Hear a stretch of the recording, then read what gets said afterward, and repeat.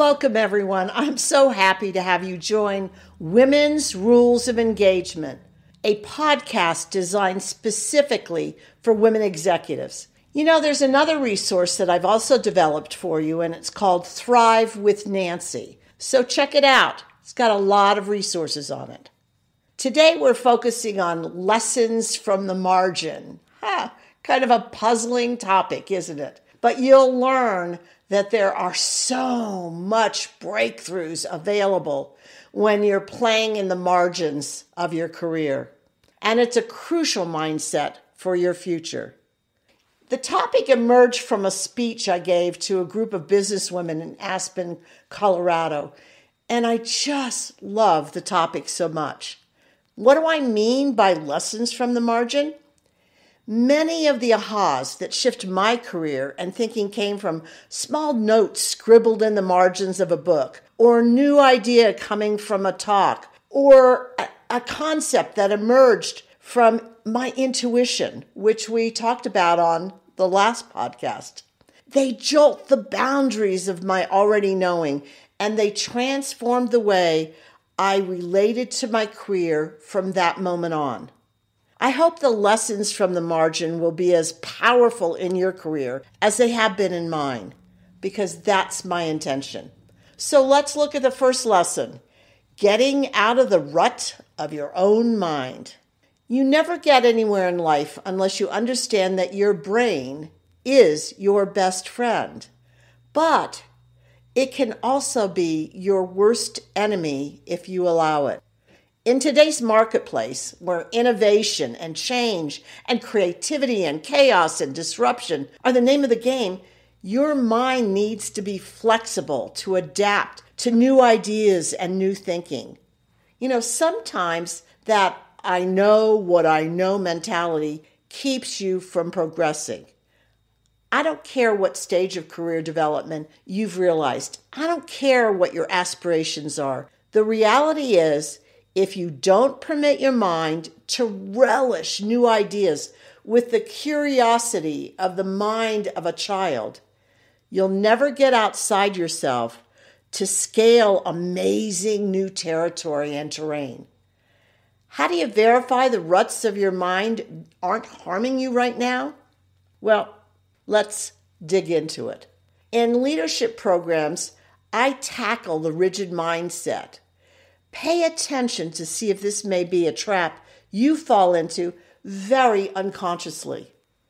Let me share a story about a powerful woman executive, but understand this could be anyone, including you.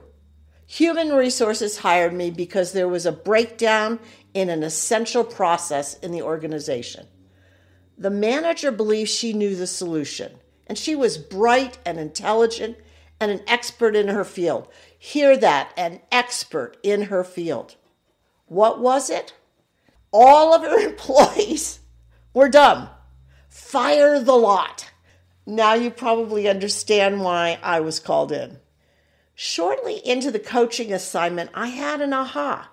I couldn't wait to check it out with the manager. I attempted is the operative word, to share the idea.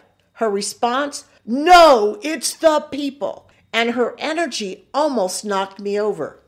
I tried again from a different angle. Her no slammed into me even harder. This went on for quite a while before I heard a slight hesitation. Then she said, I wonder if we did this. And slowly her mind unlocked, allowing process improvement to occur. You see, her already knowing stopped this bright, intelligent woman from seeing beyond the view she had locked into. This blind spot certainly could have damaged her future if it had not opened her mind to new possibility in that moment. She would no longer have been relevant in her organization if she hadn't allowed her mind to open up. Try starting every new or problem-solving or strategic endeavor with the mindset of an explorer looking for gold. That means even though it doesn't make sense to you, you choose to explore as though there is gold at the end of the idea. The worst that ensues is you waste a bit of your time.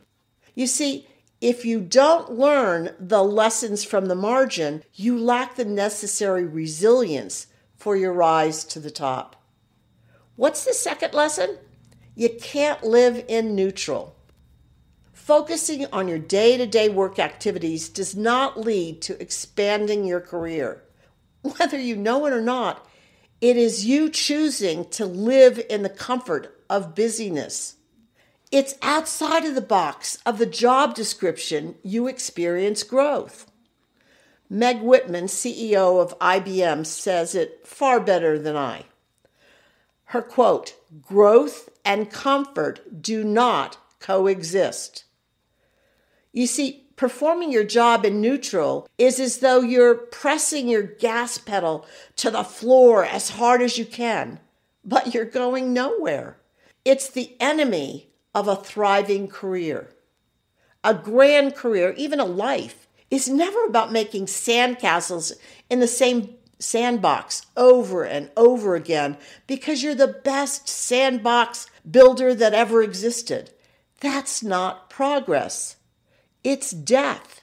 Your mind may have convinced you that you're developing a stellar career because you're accomplishing everything given to you, but you're not. A career filled with zest requires a bit of risk-taking and your willingness to battle against whatever holds you small, even if it makes you uncomfortable. And even if what you're battling against is your comfort zone. What have you not done because you're content, believing all your hard work will be recognized and increase your influence and value in the organization? Or you don't think you're enough, or you don't believe anyone is interested in your ideas, so you let them just stay in your mind going nowhere. Or you're not innovative enough or high enough in the organization to make a difference, or whatever is rattling around in that head of yours, which is keeping you stuck inside your job description, rather than moving into the lessons you gain from the margins. Explore what those areas are. How do you do that? Well, you find out what you're passionate about, but never dived into because you held back from being all you were created to be. I would never have produced one single article or book or even a podcast had I allowed the smallness of my mind to win. You see, as a child, I attended 8 different schools, which left me with huge gaps in my grammar and punctuation skills. I was embarrassed when I had to write something. It's difficult to be the thought leader, I believed I was supposed to be, when no one in the world ever knew what I was thinking. So I had to expand, even though it made me knees knock and lips trembling kind of environment. What have you dreamed of generating that is seemingly out of your reach? Are you ready to move past the margins of your mind? Next and third is speak up for yourself. You have the power to expand your margin way beyond the delineation of your job description. Let's pretend for a moment, because I know your brain is arguing with me. So let's pretend for a moment that you're tired of the niche your company has defined for you.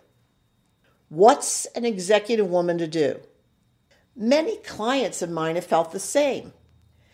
They long to move into another division requiring expanded skills or project that is corporate-wide, and yet it went to others. Some women that I worked with even resented that the executives chosen in their mind were less qualified, and probably were. Then I asked the pivotal question, who did you tell you're interested in moving or being included in the project? And the answer, that deathly silence that I hate to hear when I'm coaching someone. They shared their dreams with no one at all. It was a hidden desire. As much as human resources And corporate executives would like to think they're savvy enough to know who is ready and interested in contributing at higher levels. They can't. In today's marketplace, with a focus on making profits, with a focus on beating the competition, with a focus on exceeding customer service expectations, there just isn't enough time to know everything about everyone. You have to advocate for yourself. As much as you want or expect your leaders to know how magnificent and talented you are, you can't bet your future on that avenue. I received a call from a human resource expert I'd coached several years before. She was giving me a heads up. She was planning on leaving the company because there was no future growth for her. Her boss wasn't retiring anytime soon. I asked her to pause for a moment, to look outside the margins of her job description. She'd been with the company for 10 years, and she'd built a stellar reputation for herself. And that kind of reputation offers you an enormous trust factor in the company, where they're willing to take risks that may not normally take for people. I asked her to assess her skill sets, the ones she developed over the last 10 years that had given her that great reputation. I suggested she pay particular attention to those assignments and areas where she was passionate about them, where she got revved up when she was touching them.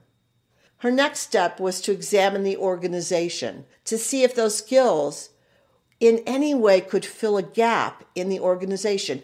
A gap, a missing that the company wasn't seeing or doing something about. Because if you discover something in that gap, your future could be golden for you. On our next call, she identified the communication abilities she developed to speak and inspire employees throughout the organization. She recognized there were a number of areas in this global organization where communication was weak and harmed the company. I asked her if she had any solutions. Her answer, "You bet I do." I instructed her to solidify her ideas, really get down to the granular level, and then to make an appointment with the president of the company. Why? One of the biggest leverage improvements she identified fell under his jurisdiction. No kidding. It was time to make a beyond the margin pitch to him, even though her knees were knocking and her lips were trembling, just like mine in years past. I got a call from my brave human resource client. She was discouraged and dispirited. She said, "The president ran with one of my ideas, but said no way for communication department with me as the head." "See, I told you," she accused. However, the seed had been planted. It grew. A couple of months later, as she was out actively looking for a new position, I received a voicemail from her while I was in New York, excitedly sharing, "Guess what?" When I called her back, she shared, "I got it. The communication department was established." She wasn't named head of communications, but she was number 2 with an expansive, influential role she never would have had she not gotten out of the margins of her own mind, out of the margins of her own job description. You see, one of the most important lessons I've learned in the margins is so simple, and yet perhaps one of the most important lessons you can learn. A no today doesn't mean that it's a no tomorrow. Don't get discouraged by a no. Approach it from a new angle. Wait and see the seeds come to fruition. You never know what you started with your idea. So let everyone know what you're looking to do, or be, or try out. And one day, you too will be calling me saying, "Guess what?" I promise I'll be receiving that call from you if you try this out. I wish I had more time to share with you additional lessons from the margin because there's a slew of them. There's a slew of career expanders if you choose to risk and take time to work outside of the margins. So what will you take on newly from today's podcast? Are you going to get out of the rut of your own mind or give up attempting to grow your career in neutral, which never works? Or are you going to speak out for yourself? If you start taking on these 3 lessons from the margins, you'll be surprised at how much more passion and success you'll achieve. Standing in your way, you choosing not to stretch yourself to fulfill your magnificence, isn't the answer for a glorious career. I'd love to hear from you regarding what lessons you received from today's podcast and what you did with them. And if you have any career challenges you'd like tackled on women's rules of engagement, don't hesitate to email me at nancy@thrivewithnancy.com. In the meantime, take it on. Be big, bold, and powerful as you challenge the margins of your career. Much success always.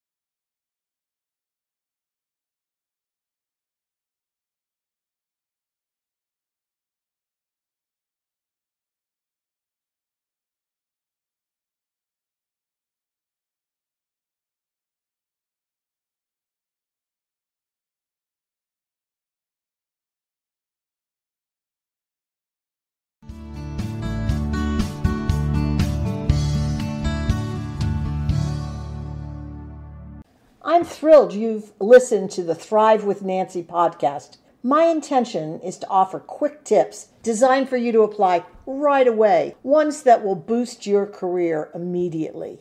I bet you're already considering ways to implement these new ideas. Perfect! Now, if you do me a favor, pass the podcast link on to those who will benefit, your friends and coworkers. Thanks so much.